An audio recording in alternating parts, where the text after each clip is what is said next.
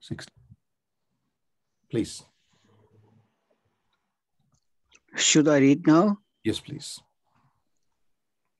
Na sato vidyate bhavo na bhavo vidyate satah ubhayorapi rishtyo ante stvanayos tattva darshibhi. Thank you, Gitesh bhai. Yep. Of the transient, there is no endurance, and the eternal, there is no cessation. This has verily been observed and concluded by the seers of the truth after studying the nature of both. So the translation goes as, असत वस्तु का तो अस्तित्व नहीं है और सत्य का कभी अभाव नहीं है। इस प्रकार इन दोनों का ही तत्वदर्शी ज्ञानी पुरुषों के द्वारा देखा गया है। Now the commentary goes as, वेदांत शास्त्र में सत्य और असत्य का विवेक अत्यंत वैज्ञानिक पद्धति से किया गया है। हमारे दर्शन शास्त्र में इन दोनों की ही परिभाषाएं दी हुई हैं। असत वस्तु वह है जिसकी भूतकाल में सत्ता नहीं थी और भविष्य में भी नहीं रहेगी, परंतु वर्तमान में उसका अस्तित्व प्रतीत सा हो रहा है। मांडुक्य कारिका की भाषा में जिसका अस्तित्व प्रारंभ और अंत में नहीं है, वह वर्तमान में भी असत ही है। हमें दिखाई देने वाली वस्तुएं मिथ्या होने पर भी उन्हें सत्य माना जाता है। स्वाभाविक ही सत्य वस्तु वह है जो भूत, वर्तमान, भविष्य इन तीनों लोकों में भी नित्य अविकारी रूप में रहती हैं। सामान्य व्यवहार में यदि कोई व्यक्ति किसी स्तंभ को भूत समझ लेता है तो स्तंभ की दृष्टि से भूत को असत कहा जाएगा, क्योंकि भूत अनित्य है और स्तंभ का ज्ञान होने पर वह नहीं रहता। इसी प्रकार स्वप्न से जागने पर स्वप्न के बच्चों के लिए हमें चिंता कोई नहीं रहती। बच्चों के लिए हमें कोई चिंता नहीं रहती, क्योंकि जागने पर स्वप्न मिथ्यात्व का हमें बोध देता है। प्रतीत होने पर ही स्वप्न मिथ्या है, अतः तीनों कालों में अबाधित वस्तु ही सत्य कहलाती है। शरीर, मन और बुद्धि इन जड़ उपाधियों के साथ हमारा जीवन परिच्छिन्न है, क्योंकि इनके द्वारा प्राप्त भार्य विषय, भावना और विचारों के अनुभव क्षणिक होते हैं। इन तीनों में ही नित्य परिवर्तन होता रहता है। एक अवस्था का नाश दूसरी अवस्था की उत्पत्ति है। परिभाषा के अनुसार ये सब असत है। क्या इनके पीछे कोई सत्य वस्तु है? इसमें कोई संदेह नहीं है कि वस्तुओं में होने वाले परिवर्तनों के लिए किसी एक अविकारी अनिष्ठान आश्रय की आवश्यकता होती है। शरीर, मन और बुद्धि के स्तर पर होने वाले असंख्य अनुभवों को एक सूत्र में धारण कर एक पूर्ण जीवन का अनुभव कराने के लिए निश्चय एक ही नित्य अपरिवर्तनशील सत्य वस्तु का अनुष्ठान आवश्यक है। मणियों को धारण करने वाले एक सूत्र के समान हमें कुछ है जो परिवर्तनों के मध्य रहते हुए विविध अनुभवों को एक साथ बांधकर रखता है। सूक्ष्म विचार करने पर यह ज्ञात होगा कि वह कुछ हमारी अपनी स्वयं की चैतन्य स्वरूप आत्मा है। असंख्य अनुभवों को जो प्रकाशित करते हुए उनमें से कोई अनुभव आत्मा नहीं है। जीवन के जो अनुभवों की एक ये धारा है वह योग है। इसे चैतन्य के जो कि चैतन्य से ही संभव है। बालावस्था, युवावस्था, वृद्धावस्था में होने वाले अनुभवों को यह चैतन्य ही प्रकाशित करता है। अनुभव आते हैं और जाते हैं। जिस चैतन्य के कारण मैंने सबको जाना, जिसके बिना मेरा कोई अस्तित्व नहीं है, वह चैतन्य आत्मा जन्म और नाश से रहित नित्य सत्य वस्तु है।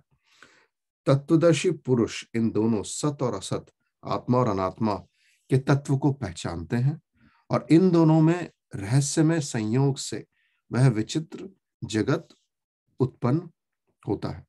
यह नित्य सद्वस्तु क्या है, ये नेक्स्ट श्लोक में डिस्कस करेंगे। So I think quite a deep श्लोक, and as sort of this picture depicts here on the right hand side. So they're talking about Sat and Asat. And Sat is that persists a long time and forever, actually, it's immortal. And Asat is which is momentarily, and which is primarily depicting upon the experiences of one's life, let's say. I think in this particular picture, if I refer it on to, well, from the childhood all the way to the old age, right? A person goes to various different experiences, which keeps on changing. And as we discussed in last few shlokas, that's something which is favorable to a child. As you grow up, the same thing you don't like, and as you grow further on, the likelihood changes. So, and change is the only law of the nature which never changes, in short. So so this philosophy of change, which actually depicts what is asat. Something which doesn't persist is asat. Something that persists is sat. Now, in this picture also, they depicts that, throughout the time and the whole life pattern of the life, someone's life, what is persistent is the soul, which is sat. And I think in general, if we have this philosophy in our life, actually life will become much easier. You have good time, you have bad time. I'll also relate the previous shlok. So that one should have a bhav of titiksha, be balanced in the different phases of life, good or bad. Now, the second shlok, the 16th verse, also sort of relate the same thing. Once someone have this intelligence of what is sat and what is asat, then it's very easy to maintain that bhav of titiksha, the balance in life. Means if I know that something, as there is I think Amitabh Bachchan have he made in Corona, he actually made a poem. You should look out. I'll send on YouTube. Ki guzar jayega. So, bura waqt hai, guzar jayega. So if we have that, conscious telling you that what is today will not exist tomorrow. And same applies to our regular life as well. Something that is bothering you today, if, our conscious could tell us that, well, will the same thing will bother you a week after, or 10 days later, or a month later, or a year later, or 5 years later. You will look back to the same problem 5 years later and you may laugh about it. So that's the lesson, life lesson from this, that trying to work out what is sat and what is asat will give your conscious and brain to reside in the tiksha, to have common bhav. The moment, as they give in the example, right? You're walking somewhere in the night, and then there is a pillar in the midway somewhere, and then you think, oh, that's a bhoot, that's a ghost standing there, right? But the moment you go more close and you see it, it is actually a pillar. So the notion of ghost there was a sat. It was not right. And then when you see it clearly, then the sat is the pillar. So you now realize it. And then the sort of the fear of having a ghost goes away. That pretty much is with our life. We are filled with so many fears in our life in general. And most of them, they are fear. And actually, that's, by the way, is the definition of the fear itself. That it doesn't exist. It just only exists in your mind. A possibility of something is fear. And when you explore it, you'll find out literally exactly what it says, that when you see the pole was there, I was thinking it's a ghost, and the reality is something else. So if we try to, so the crux of this verse 16 is more about, if we try to understand, and with our conscious mind, jo vivek buddhi, what they said, that what is sat, what is asat, and try not to linger around too much with what is asat, because things are perishable, they won't exist. I mean, as said, there's nothing above the law of change, everything changes. And once we have this sort of wisdom, that will actually allow us to detach with a lot of things, especially a lot of mental pressures, a lot of unnecessary stress we go through in life, which is not required. And as said, right, we were discussing in previous shlokas that what is the right way of living the life? The way of living life is you don't have any control over the stress around you, around people, around life, around things which is happening, but you have control over you. which is like if we can learn the way to live in the water like the lotus plant lives, the water falls upon it, but there is no attachment to the water and it doesn't get, wetten up. That's exactly how our mana should become, that which having this type of conscious mind, this type of titiksha bhav, that okay, this is temporary, I'm going through a bad phase, that's just temporary, it will pass away. It'll give you detachment, it'll less bother you in life. So very important teachings, was a bit tricky, I think, to explain, but very, very nicely explained and said. So please, if everyone can give their opinions around it. Gitesh, where do you want to go first? Yeah, sure. Sure. Yeah, I think Nimit bhai, you explain it very well. Like we have to follow the things which are basically satya, and we should ignore the things which are asatya. But the reality of life is we go in opposite direction. That is why we suffer so much. But it's very difficult in reality, to understand what is satya and asatya. Once you understand the problem, then you can figure out a solution. So I think it's a very, very important, like when you are going through a bad phase or something, that you have to remind yourself like this is not going to be like persist forever. This is like a temporary phase which will be like week, months, year, but it will go away. So if you go in that kind of mindset, I think the you will enjoy your life. That's what I will say. Thank you. And you said it right, actually. This is a habit which we should build upon. Yeah. And it's a very, as you said, right, it's very hard to work out what is satya, what is asatya. But again, with the practice, and that's sort of mindset we should develop, so our life becomes much easier for us, in short. Try to detach from the thoughts and look at them, whether this thought is productive for me, whether it's negative, whether it's sat, whether it's exist. It's very easy to say this, but to do that is a challenge. And Very difficult. so definitely, thank you. Sunil ji, do you want to add upon any insights to the shloka? No, Prabhu, it's okay. Thank you. Thank you very much, Prabhu. Welcome. Kishore ji, you want to add something?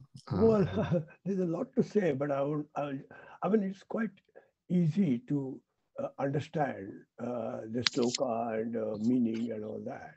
But in the reality, you have to still face the life day-to-day thing.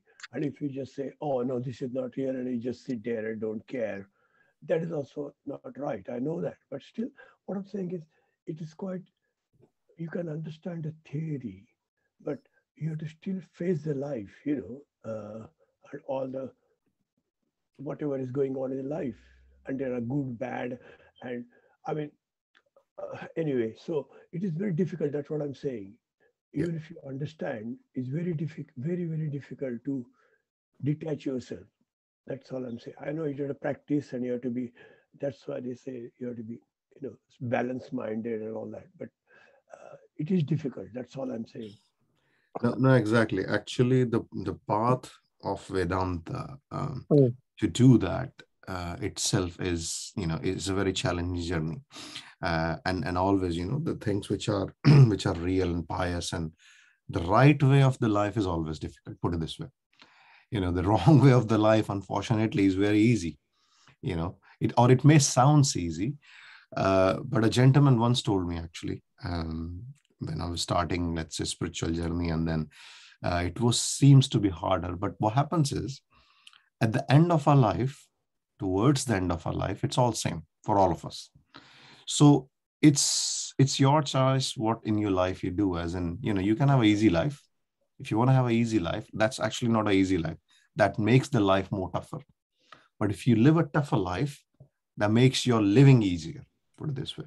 So this definitely is hard. And you know what? Everything is short in life.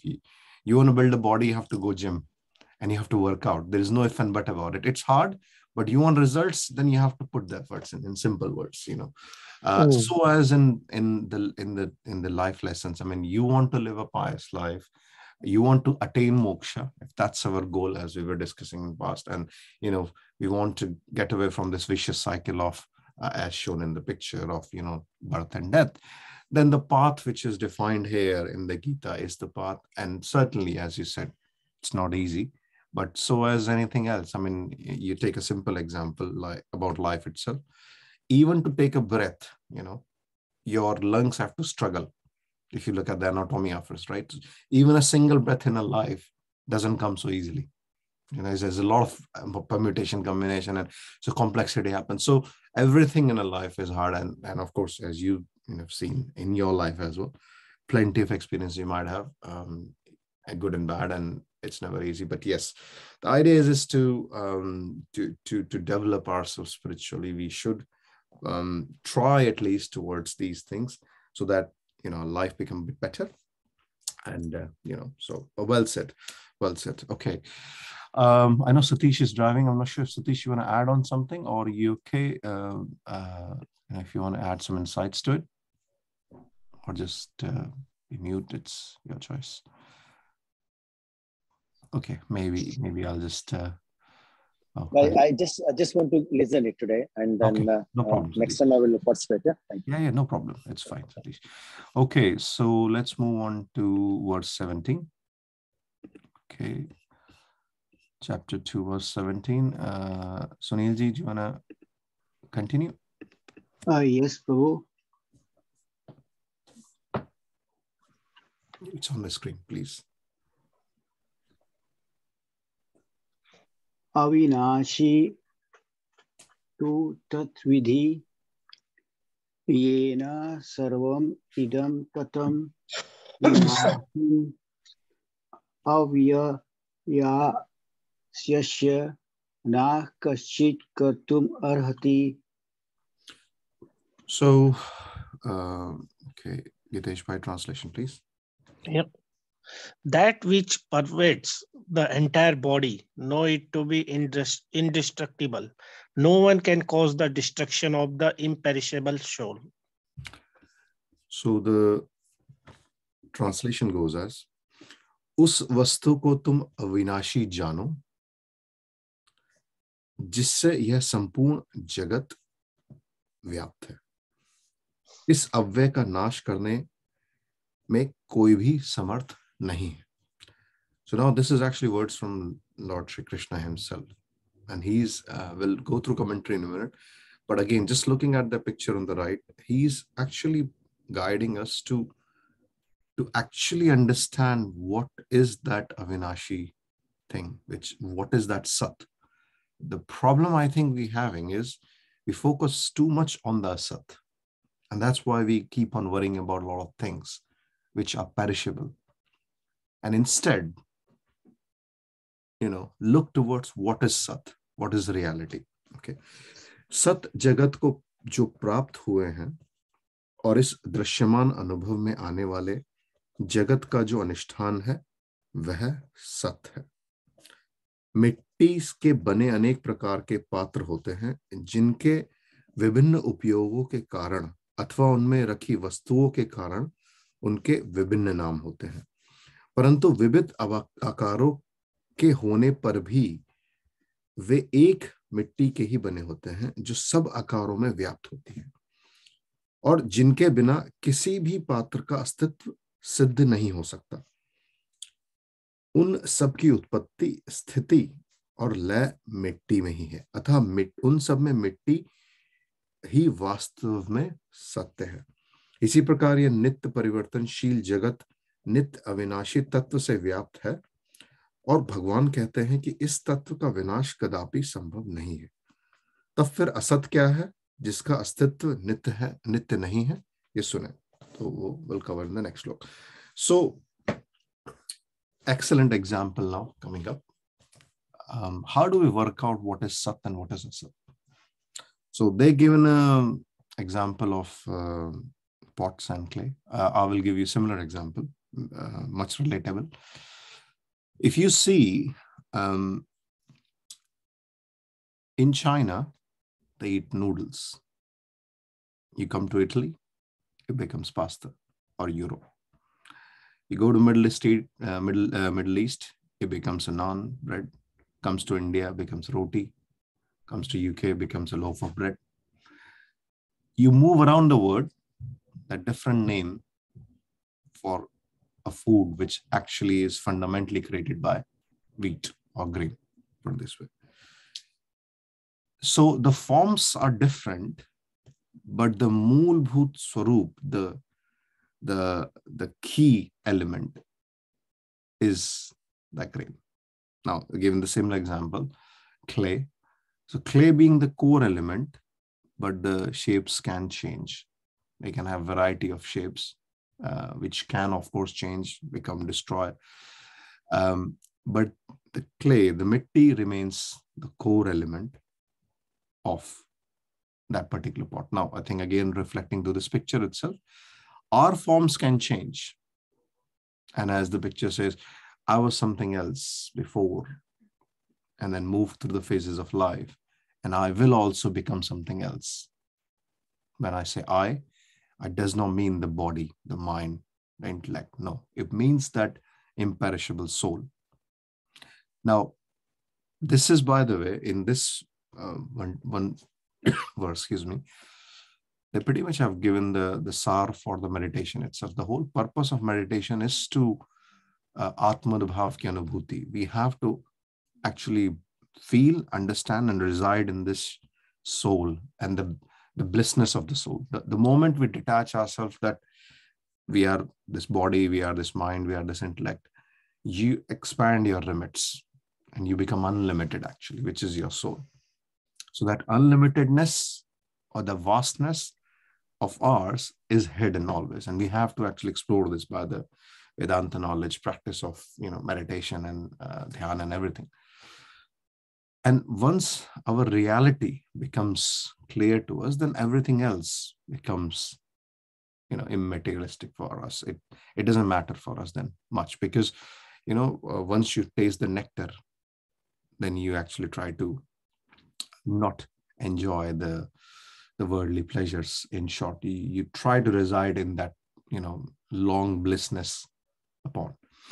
So that's what is the direction towards, and that's what Prabhu, Lord Shri Krishna says, that, try to understand what is that core element of yours, which doesn't perish away. And if I just refer it, so we just come out from the Arjun Vishad Yoga, and in the Sankhya Yoga, we're trying to understand the Tattva Gyan. What actually is that core? What is the reality of life, of human being? Now, Arjun was depressed that he's going to kill someone. Well, kill who actually? Kill a body? But that's not the reality. You're not going to kill anyone. That particular soul was there from eternal times. It will exist in future as well. That is what we're trying to understand here, that who we actually are. We associate ourselves into the perishable things as shown in the picture, and then we get attached to it, and then, we suffer. Attachment causes sorrow by default. Now, and if you try and understand what's the reality of human life, who actually they are, and that's what we say, right? And in the simple words also, we say if a loved one passes away, then we have a saying, right? It's just the body died, they change the clothes, and then they're always with us because the soul always resides with us, always guiding us. So that reality, understanding that reality much more in depth, what we're trying to do here. And very, very core elements been discussed here. So I will ask others to put some insights to it. Gitesh bhai, do you want to have some insight on it? No, I think I understand everything here. So it's like just continuation of the last sloka. Sure. Thank you, Gitesh bhai. Sunil ji, do you want to add on something? No, Prabhu. It's about the body, that it's not. It's that everyone should know it. That it to be indestructible. No one can destroy it. Correct. The soul. Kishore? No, nothing more to add. Okay, thank you. Sure. So let's move on to verse. We just did 17, so let's do 18 now. Okay. Okay, Sunil, if you want to take 18. Yes, Prabhu. Antavanta ime deha nitya shokcha sharirinaha anashino aprameshasya tasmat yudhiyasva bharata. By translation, please. Yeah. Only the material body is perishable. The embodied soul within is indestructible, immeasurable, and eternal. Therefore, fight, O descendant of Bharat. Right. So just continuation from the last one.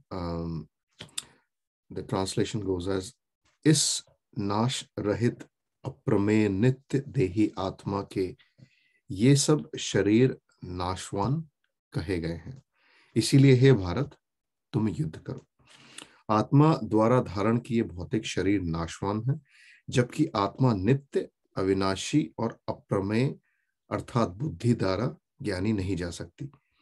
यहाँ आत्मा नित्य और अविनाशी है ऐसा कहने पर का अभिप्राय यह है कि आत्मा का ना पूर्णता नाश होता है और ना ही अशंतः। नित्य आत्म तत्व को अज्ञेय कहा गया है, जिसका अर्थ यह नहीं है कि वह अज्ञात है। इसका तात्पर्य यह है कि हम जिस प्रकार हम इंद्रियों के द्वारा विषयों को जानते हैं, उस प्रकार इस आत्मा को नहीं जाना जा सकता। इसका कारण यह है कि इंद्रियां, मन और बुद्धि आदि हमारे ज्ञान प्राप्ति के साधन हैं। वे स्वतः जड़ हैं और चैतन्य आत्मा की उपस्थिति में वह अन्य वस्तुओं को प्रकाशित कर सकते हैं। अब जिस चैतन्य के कारण इंद्रियां आदि उपकरण विषयों को ग्रहण करने में समर्थ होते हैं, तब उसी चैतन्य को वे प्रत्यक्ष विषय के रूप में किस प्रकार जान सकते हैं। यह सर्वथा असंभव है कि इस दृष्टि से यहाँ आत्मा को अज्ञेय कहा गया है। आत्मा स्वतः सिद्ध है। इसीलिए हे भारत तुम युद्ध करो। वास्तव में इस वाक्य के द्वारा सबको युद्ध करने का आदेश नहीं दिया गया है। जिस धर्म की आधारशीलता क्षमा और उदार सहिष्णुता है, उस धर्म के शास्त्रीय ग्रंथों में इस प्रकार का युद्ध का नारा संभव नहीं हो सकता। कोई टीकाकार यदि ऐसा अर्थ करता है तो वह अनुचित है और वह गीता को महाभारत के संदर्भ में नहीं पढ़ रहा है। हे भारत तुम युद्ध करो, ये शब्द धर्म का आह्वान है प्रत्येक व्यक्ति के लिए, जिससे वह पराजय की प्रवृत्ति को छोड़कर जीवन में आने वाली प्रत्येक परिस्थितियों का निष्ठापूर्वक और साहस के साथ सामना करे। अधर्म का सक्रिय प्रतिकार, यह गीता में श्री कृष्ण का प्रमुख संदेश है। अब आगे भगवान उपनिषदों के 2 मंत्र सिद्ध करने के लिए उद्धृत करते हैं, जिसकी शास्त्र का प्रमुख प्रयोजन संसार का मूल कारण मोह, जो कि अविद्या की निवृत्ति करना है। भगवान कहते हैं कि यह तुम्हारी मिथ्या धारणा है कि भीष्म और द्रोण मेरे द्वारा मारे जाएंगे और मैं उनका हत्यारा बनूंगा। अब ये नेक्स्ट श्लोक he will explain that. So 2 key things are explained in this shloka. One is why the knowledge of the soul? Why do we don't actually experience the soul itself to start with? And how, because it's very hard to know what is Sat, what is Asat. And if soul is Sat, how do I experience the soul? So what they have said here is, before I'll give you an example actually, we have in our home dishwasher, light, TV, bulbs, XYZ, right? Plenty of equipments. All of them, they need electricity to actually, do their functioning. So electricity goes in TV, the image comes out and you watch it and you hear the sound. So as electricity goes into the bulb and it lights up. Now, you cannot see the electricity, but it exists. Even you turn on the bulb, the light is there, but that light itself does not glorify electricity. You cannot see the electricity from the light. And that's exactly what they're trying to say here, that our architecture of the brain, or sorry, our architecture as an human body. So you have Indriya, which actually are the receptors. So from the Indriya, you gain the, senses, then goes to Man. It collates all the information presented in front of the Buddhi. Now, this is the only system we have. And using this system of Indriya, Man, and Buddhi, we actually cannot experience the Chetana, the consciousness, the soul, because these three entities are actually, is like TV or it's like bulb. And electricity is the soul, which is actually enlightening them to start with, which is actually, making them work. Because of that soul and the consciousness, we are able to actually perceive the external knowledge. Our senses are working. So that's one of the things. And that's why, knowing the soul using these, they call it jada, means, they are materialistic and they are not self-conscious by themselves. You take soul out of it, as I say, right, it just dies.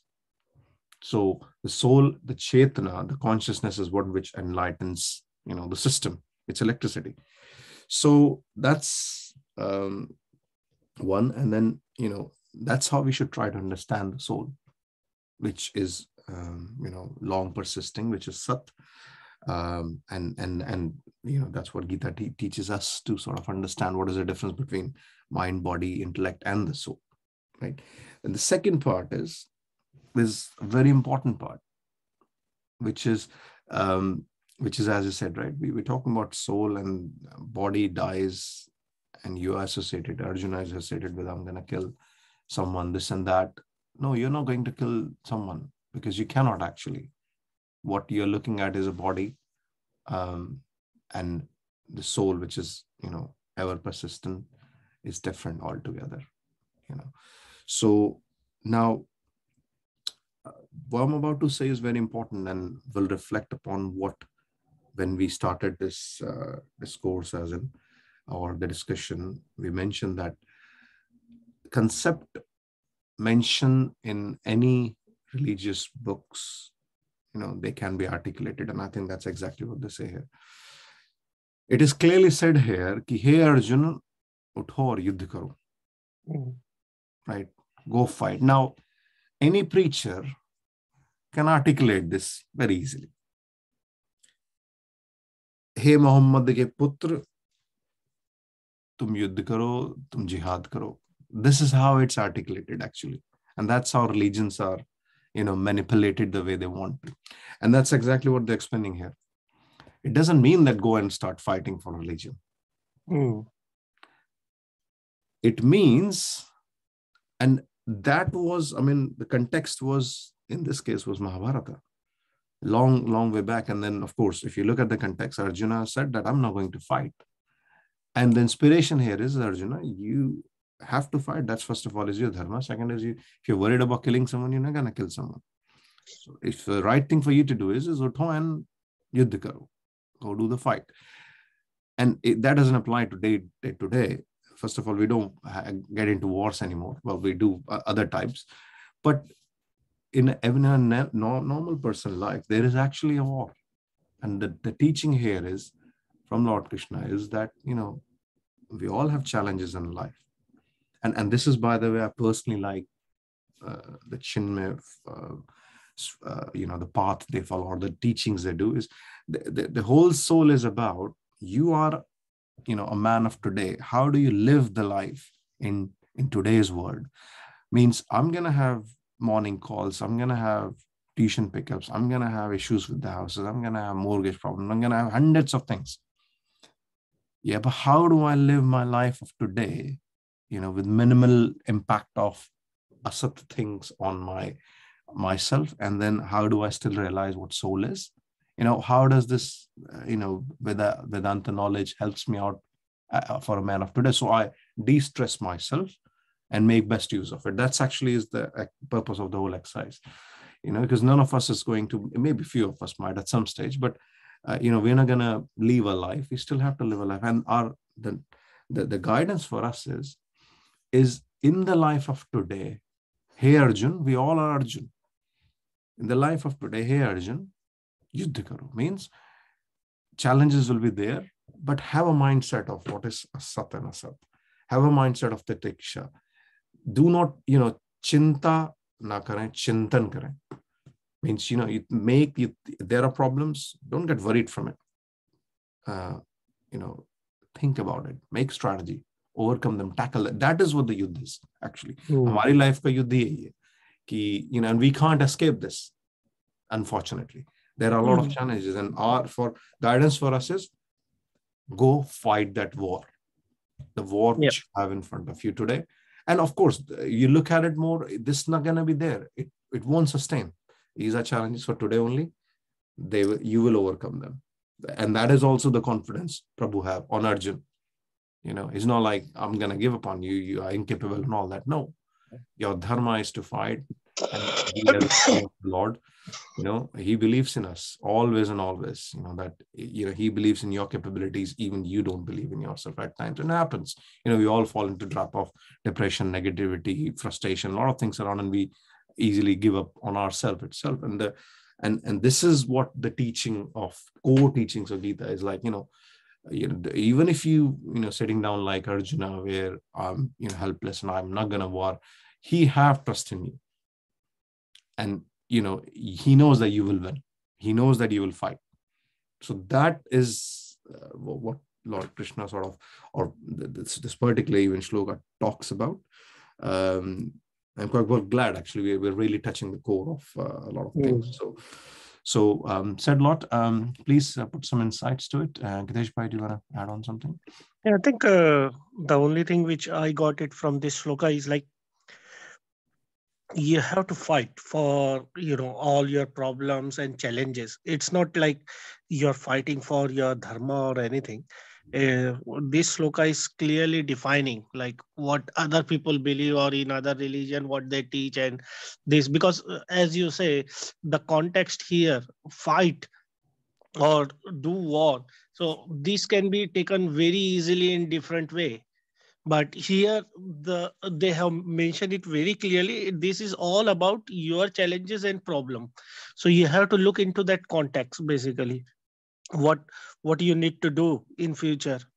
And it's just saying like you have to go and fight against your challenges and problem. If you don't, you can't just leave it and let them drag on, then that will cause more problems. So you have to take some steps, some solutions to you have to figure it out, some kind of solution for those things. If you just sit idle, it's not gonna go automatically on their own. And you got the capability, even if sometime you feel like you are not good enough to overcome those situations, but God say, I have full faith on you. If you try, you will overcome. I think that's what I got it from this one. Very, very well said, actually. Very well summarized as well, Gitesh Bhai. Exactly. I just want to add one thing, because I did mention that and about the articulation. So people who fight about dharma and religion, most of the time, they will be the people who actually are very literate about what is taught, even in Gita, right? And so as other religions, is other religions, the scriptures, they actually talk a lot of sense, and Hinduism is not full of bigotism. That is the term which is offensive term, and I use it often. Just because you are right does not mean other person is necessarily wrong. Right. And people does not have enough understanding of what others are saying or the religions are saying, and get into trouble with each other at times. And also it's manipulated. It is politically speaking, there are political motives behind it. So concepts, even this shloka can be politically motivated in ways, right? And you can articulate and get, Gita mein likha hai ki hame adharm ka sakriya pratikar karna chahiye, or jo hamara dharm nahi hai uske against ladai karo. We can easily articulate that, right? But that is not what it means. So as said, knowledge is there, concepts are there, but how do we interpret them and how do we apply in our life? That's where the deal comes in. And as a matter of fact, others day I was speaking with the trustee from Chinmay Mission, Dr. Patni, and we were discussing exactly on the same thing. That and I asked him, sir, we try to discuss, the concepts and the the commentary from various. So then his suggestion was like, try to follow one, because you will end up in creating confusion. So commentary has to be followed around one. And once everyone has gone through, one commentary, and they have one vision, one alignment around the thought process, then just for comparison, you can always look at the other type of interpretation, because even Gita would have various interpretations, and we have to be very careful what we perceive as a life lesson from Gita. But thank you very much, Kitesh bhai. Sunil ji, do you want to add upon something? No, Prabhu, you said it very nicely that you have to very instinctively decide what to do, and don't make a mess, like that. It's just what Krishna is teaching to Arjuna in the beginning. Thank you, Sunil ji. Kishore ji, do you want to add upon something? No, enough is said, but only thing is, I could say to myself that you can't just sit down, because if you say that, oh, this is not real and all that, and you just sit down, do nothing. No, so anyway, it is selling in that you have to fight in a life. You have to the things around you and all that, they are, at least for the time being, they are like real, and you have to face them. You can't just say, oh no, this is not real, so I'm just going to sit down. But you can't, and that is what is very important. That sometimes you just say, oh no, viratta, you just get viratta in life, but that is not right. There's some say that I'm like a sannyasi and all that. I don't want to know anything, and so they are relinquishing their responsibilities. One way the reality is there. In a way, it's not real, but it still is there, and you have to face it. And that is what we have to do. What Sri Krishna is saying to Arjuna, that face it. You can't just avoid it.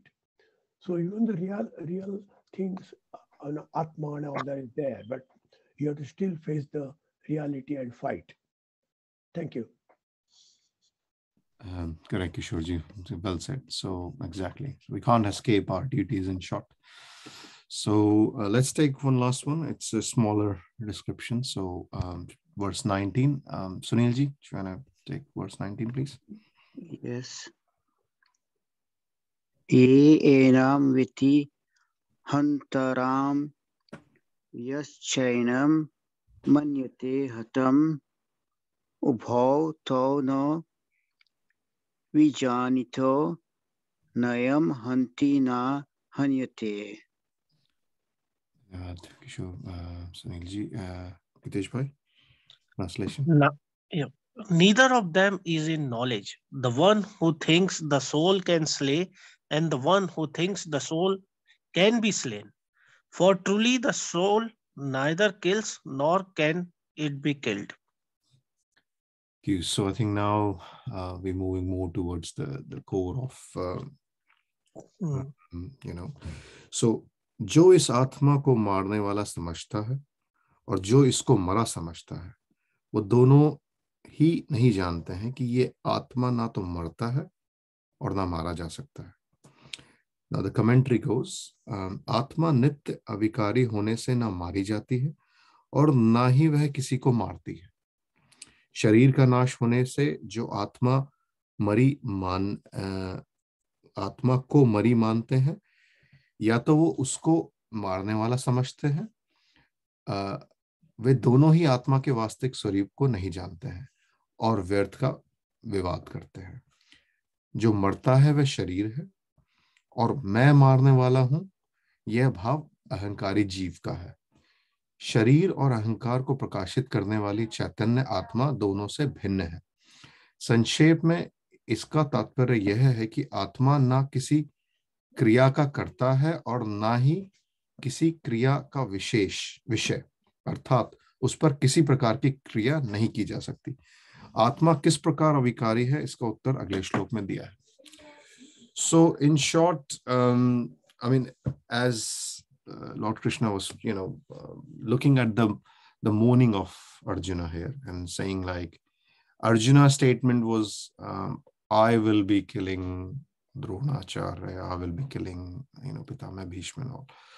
So the shloka says that neither do you, as in the soul of Arjuna, kills anyone, the soul, which is the soul of Dronacharya or whosoever, because it's just not possible. These are bodies which are enacting upon each other, but the soul is imperishable. And both of the things, so neither soul can be killed or neither it can kill anything eventually. So that's the crux, which is, I think, is quite straightforward. I said the Atma is the Sat element, which persists over the time. And it's again, that's how it is actually persist over the time, because it is, immortal. It's never, it cannot be destroyed, or it cannot destroy anything else. So I think it's self-explanatory. There's nothing much to add upon to this. Straightforward. Anything else, Gitesh Bhai, want to add upon? No, that's fine. I think it's very, very clear what they are trying to mention here. Sunilji, you want to say something? Or Kishorji? One thought, when we say Atma is not to be killed, cannot be killed and doesn't kill and all that. And at the same time, there is a thought comes in mind as to what is it then? Because it is so inactive, not taking part, or it is not. So in one way, there's somebody just there who is not, doesn't get disturbed or anything, but anything. It's just there. Right. So one side, What is it? Putting another point of view, one thought comes to mind that is it so just dumb that just there and it's just not happening? So what would you say to that? Kishorji, it's actually other way around. It is there, but it's not dumb. It's not jar. As in, it's like this, as I said, give you an example. Atma is the electricity, in short. Without electricity, it's the consciousness. Like if you see it, right? When someone dies, what leaves? The soul leaves, the Atma leaves, right? Now, this enlightenment in you, this enlightenment in me, the way I talk, the way you talk, whatever you, that you, that your persona, your Atma is actually you. The moment that leaves, you dies, because the body does not have anything in it. Same thing like if, electricity goes away, then the TV is not going to work. So does the bulb and everything. So yes, you're right, up to an extent, it exists, it stays there, but it doesn't do anything. I think that's not the case. It is that consciousness that enlightens everything around you. And, you might have seen like other good example to say sometimes, like, even in most of our cases, we say that, Atma ki awaaz suno, ya Atma, उसने अपनी आत्मा को मार दिया, गला घोट दिया, इस type से, right? Which means its own consciousness, and we all have that consciousness. And that consciousness resides with everyone. The idea here is, as we said, right, in our day-to-day life, Atma is like that mirror, which has been sprayed upon a lot of dust and, over the time. With these exercises, if we clean up the dust, and the dust is what? Rag, dosh, kam, krodh, moh, various emotions, various experiences they come upon, and that actually covers a layer of dust on top of that mirror. With the practices, with the yogic practices, Vedic knowledge, we clean that dust and actually start seeing that mirror clearly. As you just said, that where is it? At least now, your brain is questioning that, oh, okay, you talked a lot about Atma. Where does it reside? How do I know about it? And in further shloka, this is what we'll do. Try to clean up that dust, because it always existed. It's not that it didn't. It was just hidden, and we're trying to clean that up. And the more you know about Atma, the more you reside in that Atma, the more happier you will be, actually. As there is a word said in Gita, Satchidanand Swarup. This is who we actually are. We become frustrated. That's momentarily. That's just, I'm frustrated for now. I'm not going to frustrate forever, right? I'm happy when I'm jumping and all. It's temporary. But Satchidanand Swarup, which is the Atma Swarup, is our Swarup, is who we actually are. And residing in that Satchidanand Swarup is the purpose, actually prime purpose of meditation and yoga itself. That finding that real self and then residing into it. Not any external, okay, I look like this, I have big biceps and I wear this, I drive this and all. These all are temporary. So looking at our real self and residing into it is the true purpose of what Gita teaches us, and will learn over through us. And hopefully towards the end of the Gita, we will find our real self. And which means, when I say Satchidanand Swarup means, and as you see, like lot of people who follow the right path, then they are unshaken, they are very calm, balanced in a way, and they know how to deal with life. And that's exactly what we're trying to get on to. So good point raised, Kishorji. Atma always is there. It's just probably we don't know much about it. And as said in the last shlokas, that it's very hard to actually know about. It's very hard to know about electricity by using the electricity. Yeah. Right. So definitely. But you can know Atma by knowledge from Gita, by self-exploration. And of course, meditation certainly helps to know more about Atma. That's where it focuses on, to know the real self and help you expand. I know that, unless you actually get to that, you don't know. Yes. What is power and all that. I know that. It's just, but there is our dumb body, we our intellect, we just not capable of that. And you just say, and you just try to evade that. But is there. But as I say, that it is, unless you actually experience it, you are not that. Right. Exactly. You are not that. And that is the Atma. Correct. And you can just keep the Atma is like a sky, it's so big, it is like a hot, like a sun. But it is not. So it's a neti, neti, neti, says always in the all the dharmic books, all that. And this one is no, neti, neti, neti. That is not. That is not. It is so big, it is so vast, but it is not that. Anyway, correct. Thank you. No, well said. I think we are at the process of knowing it. So at least we now know about it and we talk about it, and we'll go more talk in detail about it. Once we have the theoretical knowledge, then this is where it becomes easy for you to experience it. And I think you gave us a very good topic around, as we said, right? Now March is going to come and all. We will arrange a sort of a swadhyay type of thing or satsang type of thing, where we'll all sort of try to go out somewhere next to the sea or something and spend a day, maybe a day trip, and have a discussion about these topics once we have, maybe finished chapter 2 or something. So we can compile everything together and try to experience this more. And, the intellectual discussions are more important because they intrigue the thought process. So we'll definitely organize that type of meetup. But with that, we can close our session. Thank you very much, everyone, for the time. The session will be uploaded in the YouTube for the follow-ups. And we shall see each other next Saturday, 8 a.m. Thank you. Jai Shri Krishna. Namaskar.